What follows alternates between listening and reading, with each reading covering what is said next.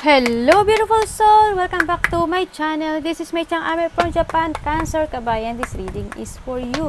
July 8, 9, 10, 11, 12, 2024. Maraming salamat muna sa akong subscriber, new subscriber, cross-watcher, at sa mga bago pasok dyan. Welcome na welcome kayo sa bahay ni Ate Aimee. Maraming salamat din sa nakataba na puso ninyo mga comments dahil halos lahat kayo is resonate. Yung comment na mga kabayan ng energy is iiwan dyan, pati pangalan nyo, binabasa ko, makukulo yung energy nyo. Maka-resonate lang kayo sa ating reading. Maraming salamat din sa mga nagpa-personal reading. Kung gusto po na personal reading at energy nyo lang talaga, ang gusto nyo makuha natin, nasa baba po ng video to, how to contact me. All the details po para sa personal reading is nasa baba po ng video. Paalala ko lang po para po sa mga magpapa-personal reading po, reminder lang po, pag na-spam na po yung message nyo sa akin, ang dami po na-spam hindi ko siya i-accept, no, kasi medyo delikado. Kasi iba dito, okay lang po na sa session lang natin, i-add nyo ako sa Facebook, no. After session natin, sa pagre-read ko sa inyo, kahit i-cancel at i-delete nyo na uli yung friendship natin, okay lang sa akin, wala po sa aking, doon, wala sa aking, wala akong, I don't care. I don't care. No, para lang po sa session natin kung gusto niyo po ng personal reading, no. Kasi po nai-spam po siya.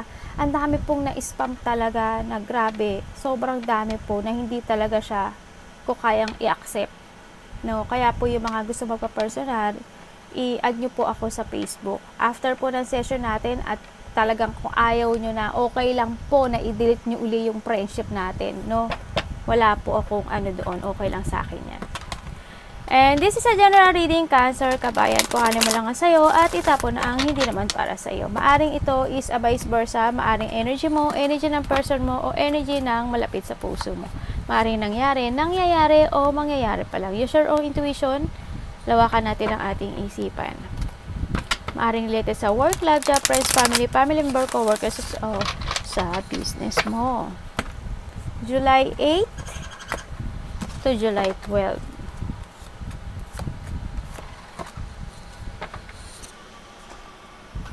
Mukhang may gagawin kayo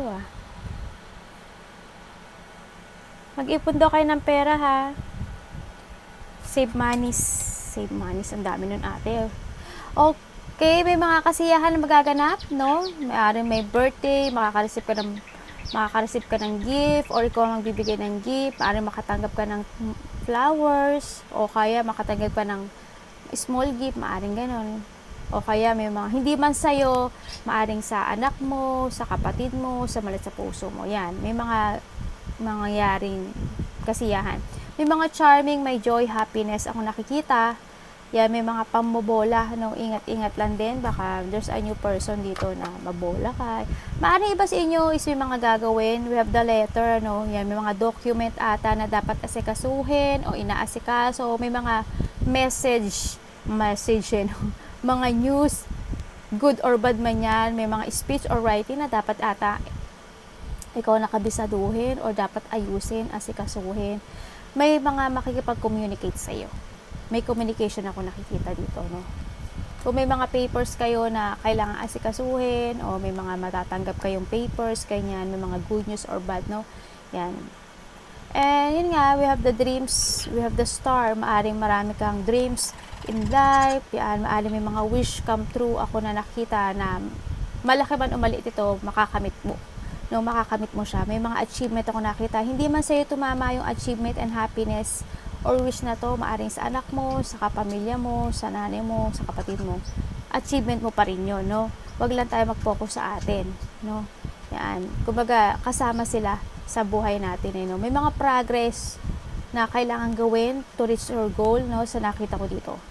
May mga makakaranas ka daw or may mga inspirations, magkakaroon inspirasyon sa buhay. Ako nakikita sa iba. So, nakikita ko sa inyo, may mga planning ako nakikita na parang magpo-focus na kayo ata sa sarili nyo, no? Sa nakita ko dito. May mga sitwasyon na curious kayo na gusto nyong gawin. No, maaring dito iba, relationship, no? Siguro iba dito magpapakasal, baka merong nangako sa inyo ng kasal, o kaya bagong trabaho, Yun lang. Iba dito naghihintay. May hinihintay kayo na isang resulta, reward, ganyan. Naghihintay iba dito ng tamang directions in life nila. No, hindi yung sitwasyon na may mga magaganap na hindi mo aasahan. Maaari may gagawin ka na isang sitwasyon na you want to chase your dreams. Kung ano man dreams yan sa buhay mo na parang nagdadalawang isip ka pa. Nandiyo yung sitwasyon na parang may dapat ka pang unahin o may mga dapat ka pang gawin muna bago mo i-gawin yung dreams na yun, no? Kung ano man yun sa nakita ko dito. In the past, sobrang ang daming nangyari na mga panluloko sa'yo, no? Ang daming sakit, mga deep wound na nangyari talaga sa'yo. May mga nag-rock bottom yan, nakikita ko dito.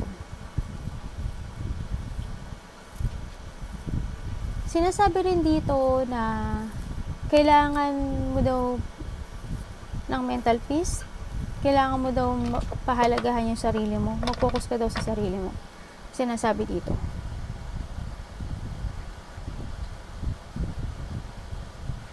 May tao dito na very cold. Hindi ko alam kung sino. Siguro this is a person na parang they play. No? Tingnan nga natin. Ibig sabihin niyo, iba sa inyo, may isasakripisyo kayong bagay? O naghihintay kayo ng resulta? Okay.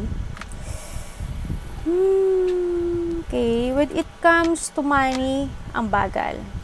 When it comes sa mga decisions in life, ang bagal. Ang bagal ng clarity, ang bagal ng decision, ang bagal ng action. Sa nakita ko dito, no? May mga sitwasyon ako na nakita, ay anak, akang. Nagalit. May mga nakita ko dito na sitwasyon na kailangan mong desisyonan at kailangan mong mag-focus at kailangan mong gumalaw-galaw para sa pagbabago in life. Siguro there's an opportunity dito, ano man opportunity na yan, nakikita ko dito, love life man yan or trabaho man yan. Sa nakita ko dito na hindi mo madesisyonan. Siguro dito sa time, nagiging matagal yung process niya, yung progress, no? Mag-ingat din tayo when it comes sa kaperahan. In the past, may nangyari, naloko ba kayo sa pera? Sa nakita ko dito. Okay, may...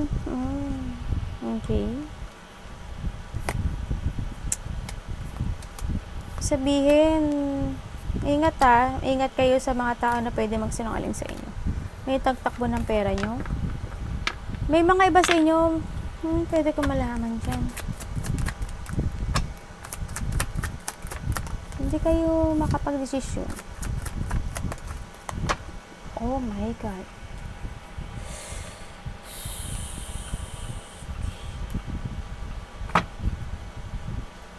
Okay. Ibig sabihin, yung iba sa inyo, nagkaroon kayo ng mga missed opportunity in life, ano? Kung kumbaga, halimbawa, may dumating na offer, na trabaho, opportunity, kung ano man yan, love life. Pero nakita ko dito na parang naloko kayo or hindi kayo makapag-desisyon.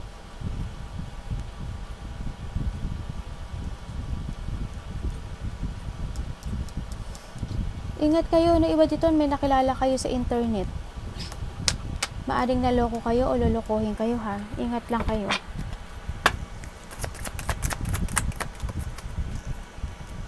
Okay, ibig sabihin, nagkakaroon kayo ng mga options in life. No? Ang daming options in life. Kumbaga, when it comes to opportunity, ang daming opportunity na gusto nyong gawin pero hindi kayo makapag-desisyon. Kaya nagiging matagal yung desisyon nyo dito. Iba naman dito, nakikita ko dito,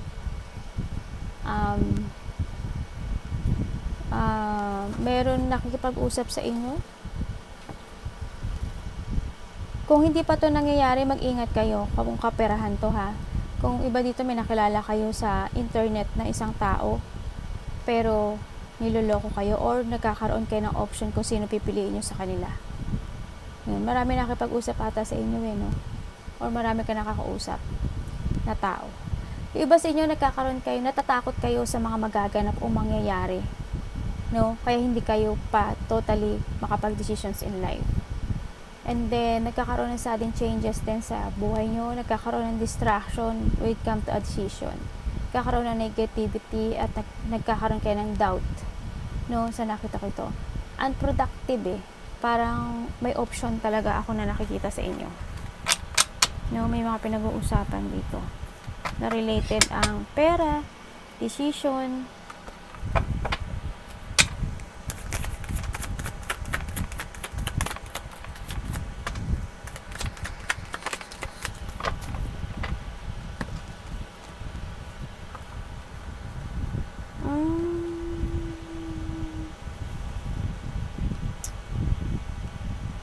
ibig sabihin, either ikaw or a vice versa itong nakikita ko, may tao na umalis, nagkaroon ng ibang or nagkaroon ng option, no? Okay. Nagkaroon ng third party.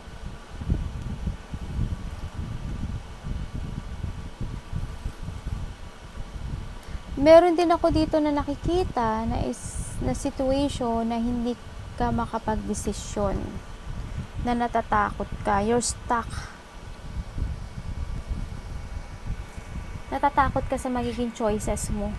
Natatakot ka magkamali. Halimbawa, sa trabaho or sa lab, may dalawa kang option. Hindi mo alam kung alin ang pipiliin mo doon. Hindi ka makapili. Kaya meron kang dalawang relationship. Nasa pagitna ka. Hindi ka makapili kung sino sa kanila ang pipiliin mo. Kung ano man desisyon to na hindi ka makapili dahil natatakot ka sa magiging choices mo. This is the time to use your mind and intellect. If you want to crossroad, kung sa trabaho to na gusto mo mag-ibang landas, okay lang. Diba? Piliin mo kung ano yung magiging resulta doon. Kailangan mo i-accept. Diba? Kailangan man napagitnaan ka lang dyan. Wala kang ginagawa. Wala kang action. Hindi ka nagdidesisyon. Hindi ka makapag-move. Stuck ka. Diba? Aso ka hindi ka nag-move. Forever kang stuck. No?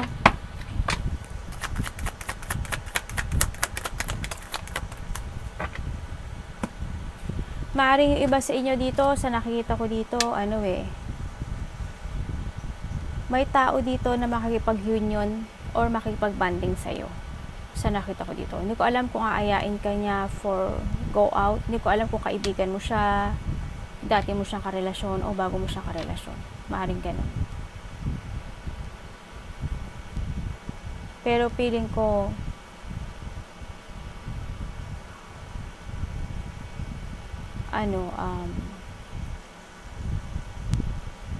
hindi ko alam kung tutuloy ka.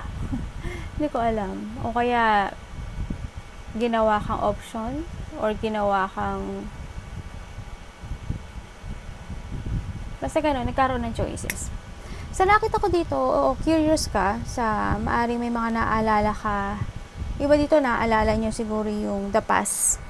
Maaring naaalala niya yung anak nyo, yung dati nyong karelasyon, yung dati nyong situation. Sa iba gano'n nakikita ko. Nakikita ko rin na parang nakakaramdam or makakaramdam ka ng hindi ka na masaya sa isang situation mo. Either sa trabaho, sa family, or sa karelasyon. Yan. May mga sitwasyon ako nakita ako, maaring iba sa inyo is magdi-distance. Kasi magkakaroon siguro ng disappointment in life, ganyan. Maaring in the past, maaring may mga naalala ka na isang dating karelasyon na na-disappoint ka at ikaw yung umalis dito. Sa iba naman dito, siguro ngayon pa lang, maaring may mga sitwasyon ako nakita na ile-let go mo or di-distance ka o kaya naman mag-another path ka sa nakita ko to. Siguro within by summer or within 8 weeks, 8 days to 8 months or August ako nakita dito. Maaring din na may travel in that time ako nakikita, no? Maaring may makikita-kita na isang close relationship or magkakaroon ng celebration. Maaring may travel sa iba o kaya maari rin na may reunion, getting together, may parties, may pupuntahan na Maaari may pupuntahan ka na married, celebration of kung anong parties yan, event, something ganun, may mga surprise, may coming home ako nakikita dito, no? Yan. May gagawin ka daw eh. 5, oo. Oo nga, may nakita nga ako ditong travel. Baka iba sa inyo may departure, ano. Yun nga, nakita ko maaring may getting together. Meron siyang community or teamwork ako nakikita. Kung ano man tong sitwasyon ko, ganun nakita ko, no. And then nakita ko rin na curious ka sa ibang bagay. Yan, parang may mga exciting kang gagawin ata ang nakikita ko dito, kasama ang mga malalapit sa puso mo. Yun ang nakita ko. Baka nga may mga vacation na, no, sa nakita ko dito. Maaring ganun. Baka may lakad kayo, hindi masya overseas, baka dyan lang, di ba? Baka ganun. May mga exciting outing, di ba? Oh, ang sarap naman. Sana all. Sabay ganun yun. Inggitera talaga si ate, no?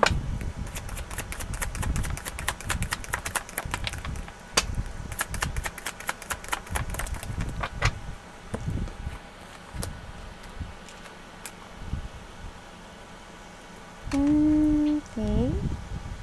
Ibig sabihin, yung iba sa inyo, naghihintay kayo ng tamang directions in life nyo. May mga pinag-iisipan kayo na i-withdraw, maaring iba sa inyo magre-retire na ata kayo, or aalis ka na sa isang trabaho, isang relationship, sa kasal mo, o karelasyon mo, o sa trabaho mo, kung ano man yan.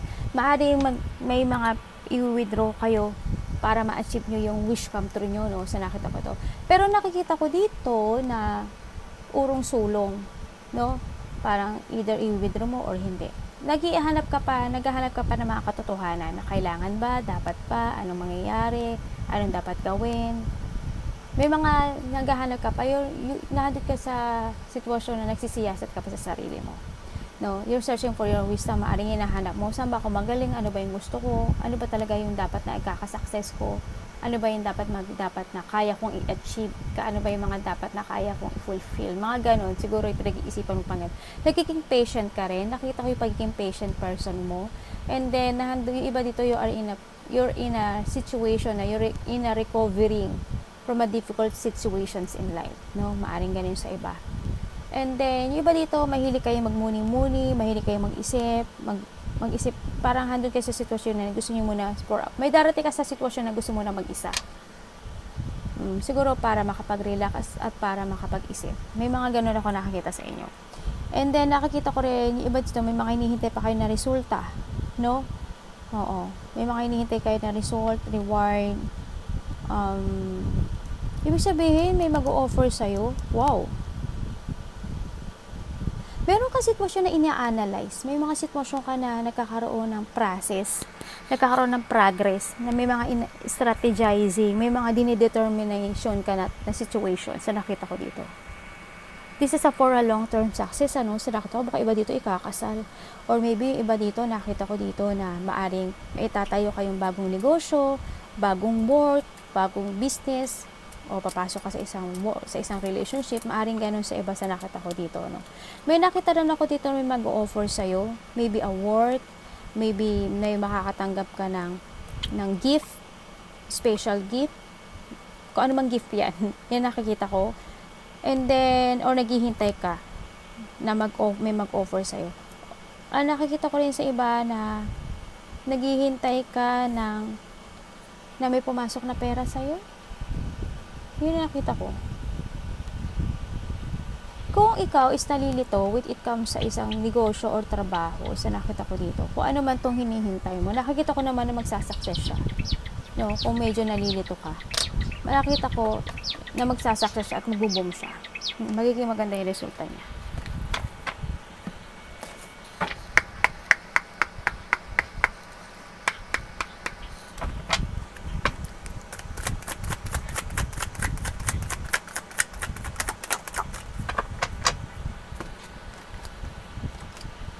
Wow, ang dami mong 7. Tatlo lang yung 7 mo.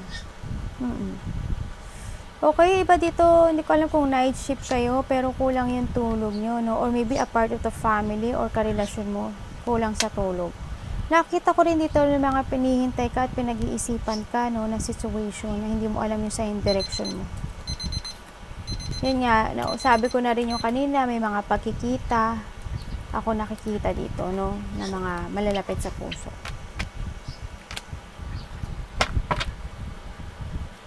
Sinasabi rin dito ng barahan, parang yung iba sa inyo may kinahihiligan na pagkain or mahilig kayo magtanim, mahilig kayo sa vegan or mga gulay-gulay, yun nakita ko. Or kailangan nyo mag-change ng food. Or maaaring meron kayong kinahihiligan na pagkain sa nakita ko dito, no?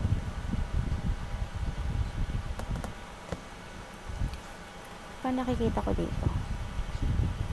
Sa iba naman, a part of the family na kailangan isa, hindi ko alam kung sino yun, kailangan daw mag-change ng food. Ganon. Tsaka, o kaya may mahilig magtanim talaga ng ng halaman. Ganyan. Mahilig sa mga plant, flowers, ganyan. Or nakikita ko rin na may naghihintay ng related ang house, work, yung nakikita ko. Hindi ko alam kung anong meron dun. Oh, okay. Okay. May mga, okay. Oh my God. Talaga.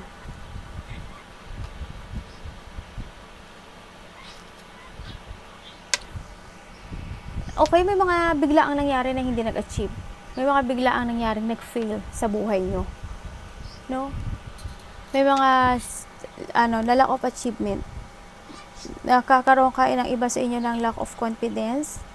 No? Nakita ko dito, hindi kayo nagiging totoo sa sarili nyo yung iba. No? Ibig sabihin, may mga biglaang nangyari dito sa iba na maaring naglabas ka ng pera pero nag-fail, or may tinulungan ka pero nag-fail, o kaya meron kang sitwasyon na pinagtiisan mo, ibinigay mo ang lahat pero nag-fail. No? Baka naling lang ka. May naglabas ng pera eh. Bigay ka ba ng pera sa iba?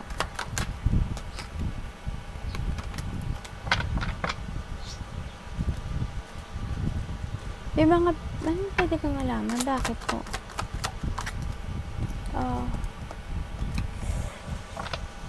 Ibig sabihin, iba dito, may travel siguro iba sa inyo, no?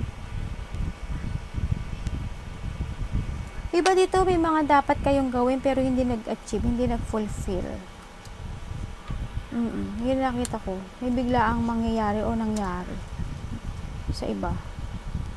Ingat din kayo kasi hindi lahat daw ng sumusuporta sa'yo totoo. No, ingat ka lang. May there's a new beginning. Ako nakikita na biglang darating sa buhay niyo. Yun ang nga lang is kung igagrab nyo siya.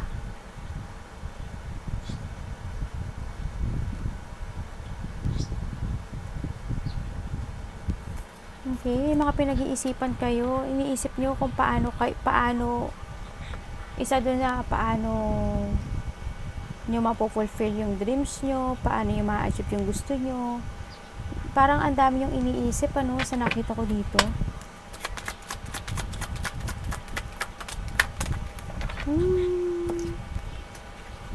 Oh God. Meron ditong medyo lumalala, ang mga situation, no? Hindi ko alam kasi nakita ko yung kawalan ng kilos ng iba. Hindi makapag-desisyon sa buhay sa nakita ko dito. Kahit na nagkakaroon na ng mga changes in life, you're stuck. Stuck ka sa isang sitwasyon na kailangan mong alisan. Medyo nagiging matagal to. Kailangan desisyonan mo. Kasi pero iba, hindi ko alam kung natatakot ka o kailangan mo pa evaluate na nakita ko dito. Pero hindi ka makapag-desisyon eh. Natatakot ka sa pagbabago? Iba dito, walang kilos. Ayaw o wala lang magawa. Kaya stuck Sa nakita ko rin dito na may tao dito na hindi ko alam kung ikaw or malapit sa puso mo na nakita ko na kailangan ata magpa-dental clinic. Yun na nakita ko. No? Kung kayo is may addiction, alisin nyo na. Iba dito, may nakita akong tao dito na palim ng alak, palasugal, babaero, mahilig sa sex, mahilig sa material world.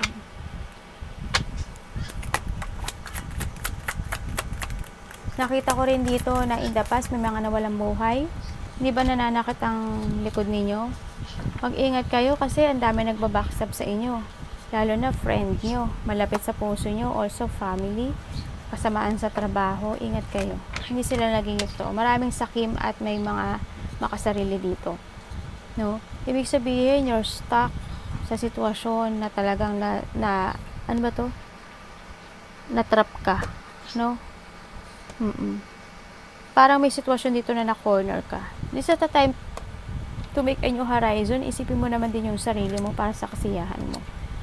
With the full talaga, start a new beginning in your life. Start for a zero. No? Nandito naman yung mga friend mo na willing silang suportahan ka. No? Sa nakita ko dito. Kaya this is the time na rin naman din na kumilos at huwag ka magpa-stuck at huwag ka mag-focus sa pain na situation na dinaranas mo sa ngayon. Or maybe iba dito makakaranas kayo ng sitwasyon na gano'n na may stuck ka, makakaroon ka ng mga negative thought, makakaramdam ka siguro ng parang wala ng pag-asa, mapoprostrate ka, darating ka sa part na yun gano'n eh. Tapos, dahil sa mga tao na sobrang sinungaling lahat, parang gano'n, na kailangan na siguro mong mag-escape sa isang sitwasyon na hindi na mag-work sa'yo anymore. Kailangan mong lumabas in a dark, no? Sa nakita ko ito. Ano ka rin naman, may karapatan ka rin namang sumaya, no? Sa nakita ko, may karapatan ka rin naman na pahalagahan yung sarili mo. And this is the time, din naman talaga na sarili mo naman ang isipin mo bago ang iba, no? Pahalagahan mo rin yung sarili mo. Kailangan mo mag-escape or getting away sa sitwasyon na yan. Sa nakita ko dito. Pagbigyan mo naman siguro now yung sarili mo, no? Sa nakita ko, o after na ang dami mong deep wound or battle na sinuong, no? You are the survivor and alam ko na kaya mo ang sitwasyon mo ngayon, no? Tiwala lang sa sarili at sa taas. Arigatou namaste, God bless.